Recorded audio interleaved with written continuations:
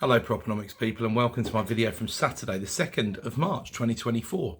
And today, inspired by a comment that I've had on the channel, I was going to do a quick video for you guys about the money supply in general, because the money supply is something that I like to write about. It doesn't make many of the macro headlines. It doesn't fit into the sort of very broader economic narrative of what's accepted. It is, however, of course, tracked by the Bank of England, and they do release a report on money and credit at the end of every month, and that is reporting on the month before. So the report released on February the 29th was reporting on January 2024. And of course, it looks at things like the money supply alongside mortgage lending and things like that, which is what tends to grab the headlines from that sort of report. And also individuals. What are individuals doing? Are they borrowing? Are they saving? What's going on? I spoke a fair bit last week in the supplement about savings and how the Bank of England are not concerned, but observing, let's say, that savings rates are going up and up. And actually, the average savings rate between sort of 2016 and the start of the pandemic was around about 5%. It hovered between about 4 and about 6%. And now, currently, at last measure, which was the end of quarter 3, 2023, it was above 10%. So that's significant. Why is it so significant? Well, because apart from anything else, as economists, there's only two ways in which that money gets used by individuals. It gets saved or it gets consumed. And consumption is so important to the economy. It's 60 to 65% of our GDP. Apart from anything else, it's the largest component by such a long way. Consumption is so important that it has to define what the bank are looking at, what they're thinking about, and if it's getting saved, it's not getting consumed, which means that GDP will fall. And of course, you'll note that those big savings rates that I just mentioned, the last measures being on a quarterly basis at the ONS in quarter 3, 2023, those savings went up. What happened? Oh yeah, that's when that recession started, that technical recession, 0.1% only. So it's fairly self-evident to say if the savings rate had been 5% instead of 10%, that recession would never have happened, because consumption would have kept things just bumbling along as they have been, just about keeping pace with inflation on aggregate as a level in the economy.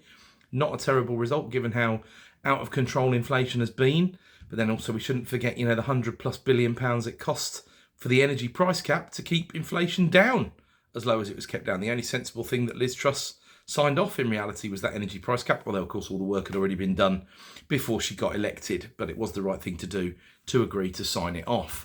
Kept the lid on inflation at a mere 11.1% back in October 22. So I track the money supply and I talk about it and put a bit more importance on it than a lot of the other macro forecasters.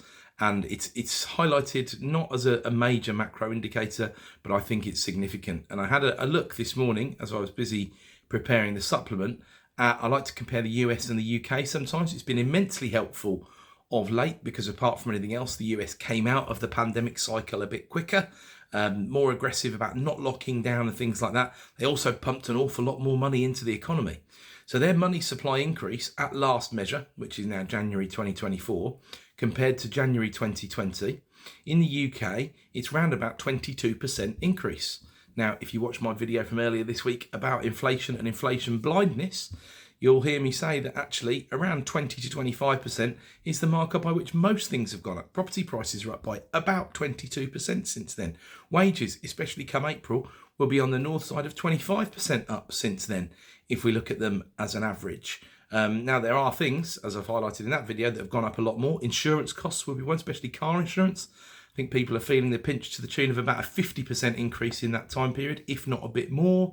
And construction costs, in my opinion, are still well up on that point, probably more like 40% inflation than they are 25%, but that's slightly anecdotal. I'm not using the government approved figure there. I'm more talking about what I see in my group of businesses on a day-to-day basis.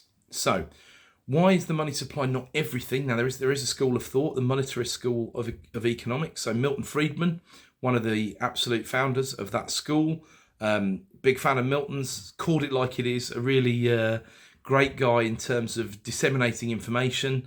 Like a lot of people could, of course, get a little bit of blindness in what he believed, but he did say a lot of things that were very difficult to challenge and caused a lot of fuss, really, in the economics, specifically of the 1980s. But what was that concentration on at the time? It was the concentration on the fact that money supply was increasing and increasing and increasing. And back at the time, seen very much as the printing presses were running, producing more money, what would the monetarists say at a simple level? That money's got to find a home, and it finds its home in chasing prices upwards, chasing wages upwards, chasing prices upwards, and so on and so forth. And that's how the cycle goes on. And whilst I think there's an element of truth to that, there's an element that would have been missed out during the pandemic, and we've probably got to just reflect on the pandemic for a few more moments. So during the pandemic, what else happened? Because it wasn't really about money that got pumped in. As I said, in the US, a lot more got pumped in than in the UK, and their 36% increase in the money supply is not reflective of the inflation they've had in that period, whereas the UK's does balance up, which makes me feel a lot more comfortable about the UK future of inflation, actually, than I do about the US future of inflation, which has kind of stagnated since hitting a 3% low in the middle of last year, June 23. The most recent CPI print was 3.1. So they got to 3 and they're struggling to get down any lower. A bit like a few people were saying, including myself. UK situation for once on those metrics doesn't look as bad. Inflation's been kind of equal to the money supply, right? So probably quite a good thing. But what is there apart from putting more money in that needs to be borne in mind? And that is the velocity of money, something you don't see talked about awfully often, but something that changed massively during the pandemic because of the structural changes in the marketplace, legislation, locking people down, stuff like that. So ultimately, if the money can't find a home, because where were we at? People couldn't spend money on leisure activities, hospitality activities, going on holiday, things like that. They were shut down. They were locked down in their houses. They couldn't go to the pub. They couldn't go to the cinema, etc., etc. Now, of course, what did people do? They started to try and replicate those things from home, buying home cinema pieces of kit, buying things like Peloton because they couldn't get to a public gym. Massive boost in things like that. Hot tubs, I remember, were impossible to get at one stage because the middle class just went out trying to spend their money they would have spent on those other activities on something else, even though the savings rate, going back to that, did balloon at the time to over 20%, because it just shows you can put money out there in the economy.